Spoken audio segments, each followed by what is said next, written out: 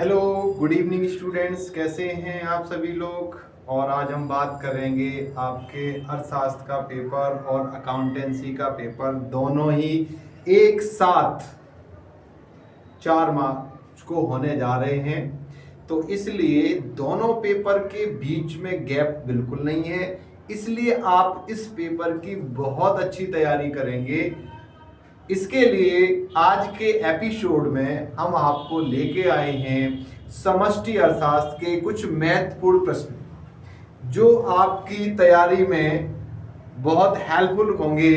और हम आशा करते हैं कि उन क्वेश्चन में से आपको ज़्यादा से ज़्यादा क्वेश्चन मिलने की संभावना है।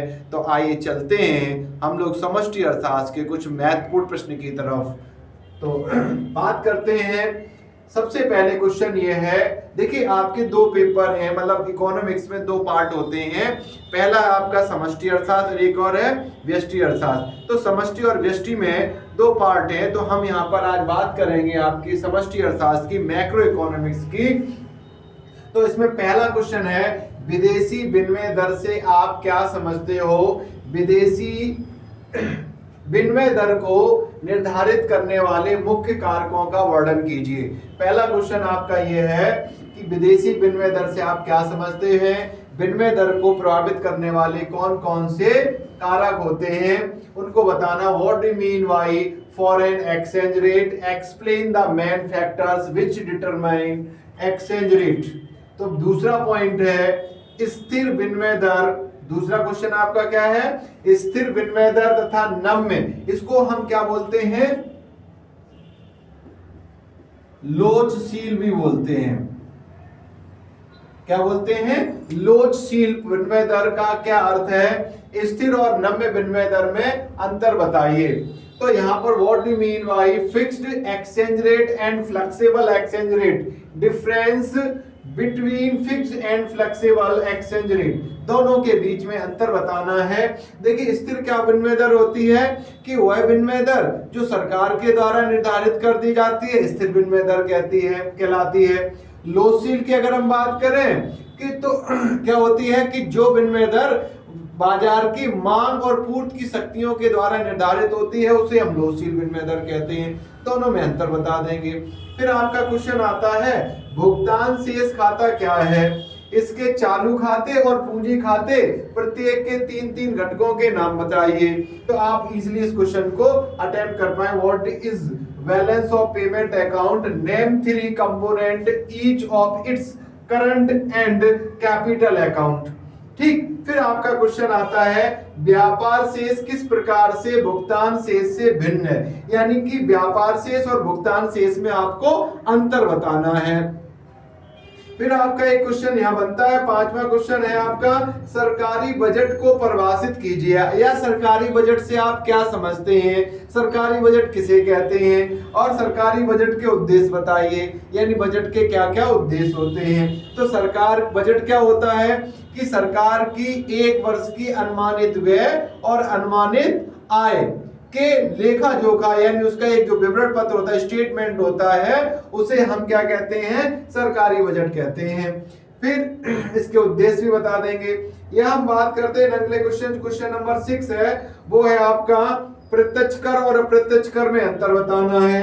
Difference between indirect tax and indirect tax. ये क्वेश्चन हैं आपके, टोटल 6 क्वेश्चन है। अभी हम आपको आगे ऐसे ही और भी क्वेश्चन बता रहे हैं, तो इनको पहले नोट करेंगे आप लोग अपनी नोटबुक में, और ज्यादा से ज्यादा इन क्वेश्चन को पढ़ने पर फोकस करें।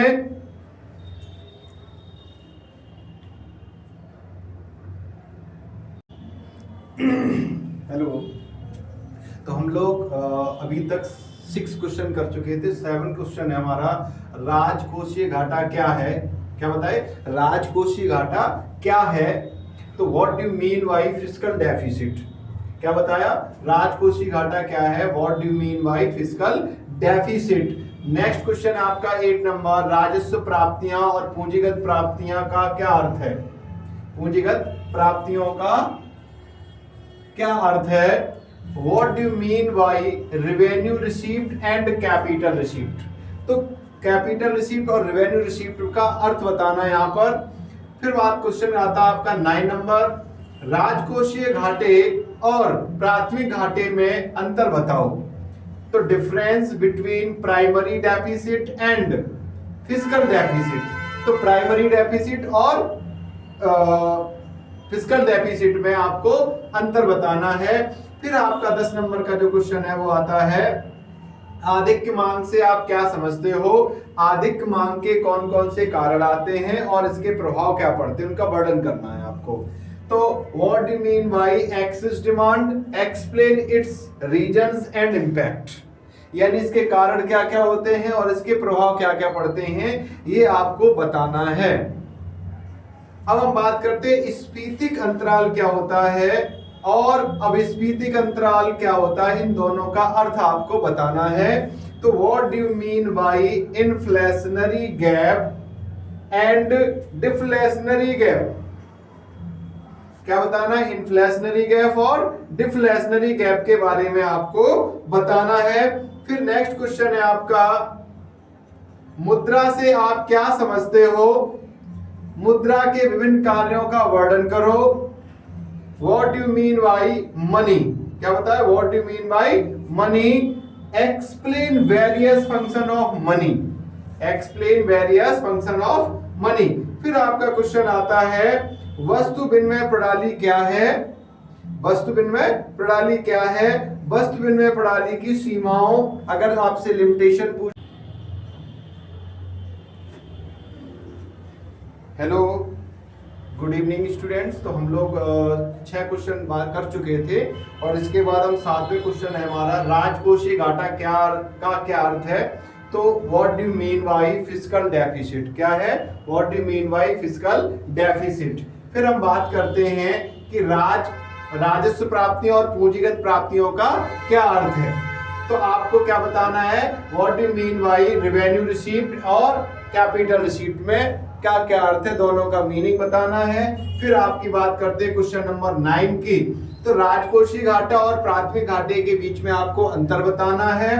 फिर हम बात करेंगे difference between primary deficit and fiscal deficit, तो प्राइमरी डेफिसिट और फिस्कल डेफिसिट क्या होता है। फिर हम बात करते हैं आधिक्य मांग से आप क्या समझते हैं, आधिक्य मांग के कारण एवं प्रभावों का वर्णन कीजिए। तो यहाँ पर what do mean by excess demand, explain it's reasons and impact, क्या बताना है? इसके रीजंस क्या क्या होते हैं और इम्पैक्ट क्या क्या पड़ते हैं इकोनॉमी के ऊपर, है ना। फिर आपका क्वेश्चन नंबर 11 आता है, और स्फीतिक अंतराल और अविस्फीतिक अंतराल से आप क्या समझते हैं? तो what do mean by inflationary gap and deflationary gap, inflationary और डिफ्लेशनरी गैप में क्या अंतर होता है, मतलब इन दोनों का पहले तो अर्थ समझ लेना, दोनों का अर्थ कर लेना, तो दोनों में अंतर भी आपको समझ में आ जाएगा। तो आप पहले दोनों का अर्थ समझेंगे, ठीक। फिर क्वेश्चन नंबर 12 है, मुद्रा से आप क्या समझते हो? मुद्रा के विभिन्न कार्यों का वर्णन करो, ये आपके बहुत ही इंपॉर्टेंट क्वेश्चन है। फिर what do mean by money, explain various function of money, तो मनी क्या होता है, मुद्रा क्या होती है? मुद्रा कोई एक ऐसी वस्तु होती है जो सरकार के द्वारा मुद्रा घोषित कर दी जाती है, उसे हम मुद्रा कहते हैं। या फिर ऐसे बोल दो, मुद्रा का अर्थ होता है ऐसी कोई वस्तु जिसे हम एक्सचेंज, मीडियम ऑफ एक्सचेंज के रूप में एक्सेप्ट करते हैं, वो हमारी क्या होती है, विनिमय के माध्यम के रूप में स्वीकार की जाती है, उसे हम मुद्रा कहते हैं। अब मुद्रा के कार्य क्या होता है? विनिमय का माध्यम, मूल्य का मापक, है ना, ये सारी चीजें होती हैं। इन सब चीजों को आराम से आप पढ़िए डिटेल्ड में, अभी आपके पास 2 दिन का टाइम है। और हम बात करते हैं वस्तु विनिमय प्रणाली क्या है, वस्तु विनिमय प्रणाली की सीमाएं। अब इसमें सीमाएं पूछी जाएं, कठिनाइयां पूछी जाएं, समस्याएं पूछी जाएं, तो सिर्फ आपको एक ही कुछ आंसर लिखना है। तो what is water system, explain limitation of water system, ठीक है। फिर आपका क्वेश्चन नंबर आता है 15, मुद्रा पूर्ति क्या है? मुद्रा पूर्ति क्या है, इसके अवयव क्या है? What is money supply, explain it's component. आपको क्या करना है, सबसे पहले what is money supply, explain it's component. फिर आपका आता है क्वेश्चन नंबर 15, उच्च शक्ति मुद्रा क्या है? उच्च शक्ति मुद्रा क्या है?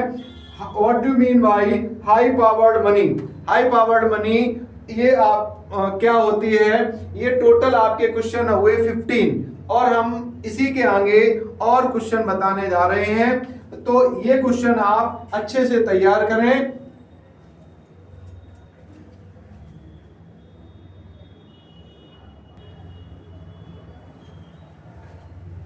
तो हम लोग 15 क्वेश्चन कर चुके हैं और 16वां क्वेश्चन आपका ये है कि राष्ट्रीय आय से आप क्या समझते हो, राष्ट्रीय आय के महत्व का वर्णन कीजिए। ठीक है, what do mean by national income, explain its importance. क्या बताना है, एक्सप्लेन इट्स इंपॉर्टेंस। तो हम यहाँ बात करते हैं नेक्स्ट क्वेश्चन की। तो राष्ट्रीय आय क्या होती है, ये राष्ट्रीय आय वाले चैप्टर हमने समझाया था, उसमें आपको मिल जाएगा।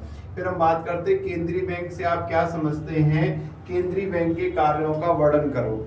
ठीक, तो यहाँ पर what do mean by central bank, central bank explain its function. केंद्रीय बैंक के यानी कि यहाँ पर अगर केंद्रीय बैंक पूछा जाए तो आपको RBI यानी भारतीय रिजर्व बैंक के जो फंक्शन है, कार्य हैं, वो लिखना है। ठीक, फिर आता आपका क्वेश्चन है केंद्रीय बैंक और व्यापारिक बैंक। अब यहाँ पर अगर आपकी कौन सी आ जाए, वाणिज्यिक बैंक आ जाए,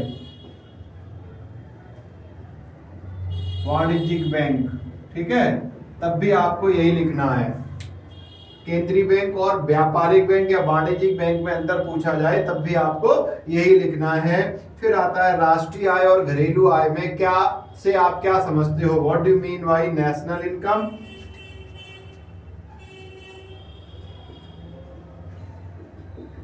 what do mean by national income and domestic income क्या होती है, दोनों में आपको अर्थ बताना है। और कभी कभी अंतर भी पूछ लेता है, तो आप दोनों चीजें याद करके रखिए। फिर आता है आपका राष्ट्रीय आय के मापन की विभिन्न विधियां कौन कौन सी हैं, आय विधि का वर्णन कीजिए। Define the various method of estimating national income, explain income method of estimating national income, national income.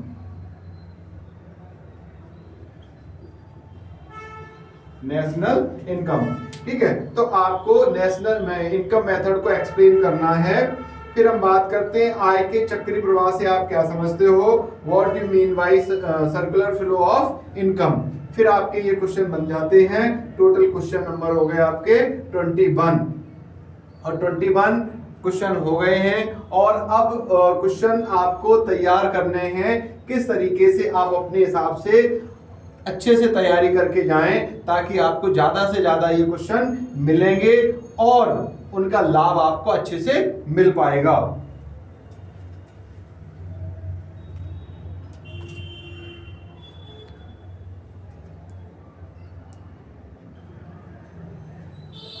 तो क्वेश्चन नंबर आपका 22 है, समष्टि अर्थशास्त्र से आप क्या समझते हो, समष्टि अर्थशास्त्र का महत्व बताइए।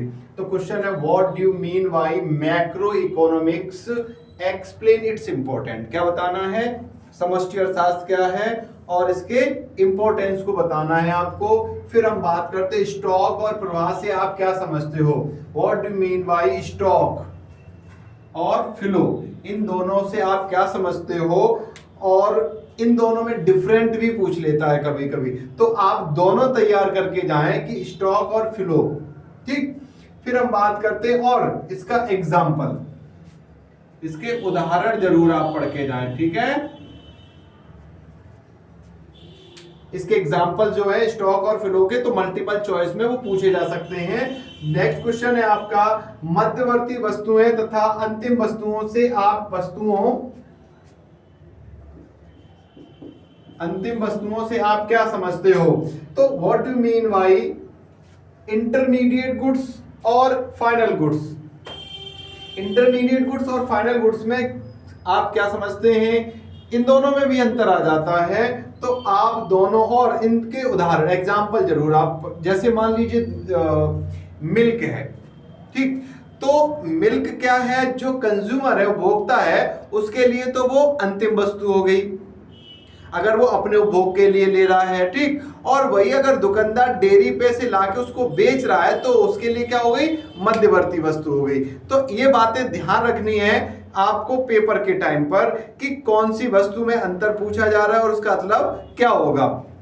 फिर हम बात करते हैं समष्टि अर्थशास्त्र और व्यष्टि अर्थशास्त्र में अंतर।